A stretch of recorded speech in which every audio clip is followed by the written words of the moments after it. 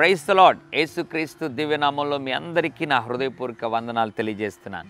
దేవుని బిడ్డలారా, ఎందుకు నాకు శ్రమలు వస్తున్నాయి? శ్రమలే రాకూడదు. యేసు ప్రభు నమ్ముకున్నాను కదా, శ్రమలే రావేమో అని అనుకున్నానే, ఎందుకు మళ్ళీ శ్రమలు వస్తున్నాయి అనుకుంటున్నావా?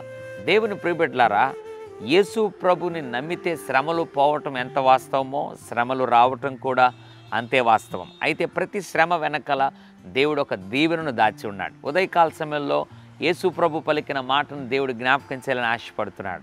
యోహాను సువార్త 16వ అధ్యాయం 33వ వచనం, లోకములో మీకు శ్రమ కలుగును, ఆయనను ధైర్యం తెచ్చుకొనుడి, నేను లోకమును జయించి ఉన్నానని. ఎంత అద్భుతమైన మాట! లోకములో శ్రమ కలుగుతుందంట, కానీ ధైర్యం తెచ్చుకో. ప్రభు అన్నాడు, నేను లోకాన్ని జయించాను, నేను జయించేశాను, కాబట్టి నీకు కూడా తప్పకుండా జయమిస్తాను. నువ్వు ధైర్యంతో ఈ శ్రమలో ఉంటే చాలు, తప్పనిసరిగా నేను జయమిస్తాను, విజయమిస్తాను అని ప్రభు మాట్లాడుతుండగా, ఏ శ్రమ నిన్ను ఆవరించిందో నాకైతే తెలియదు. అయితే ఈ శ్రమలో నువ్వు చేయాల్సిన పని ధైర్యంగా ఉండాలి.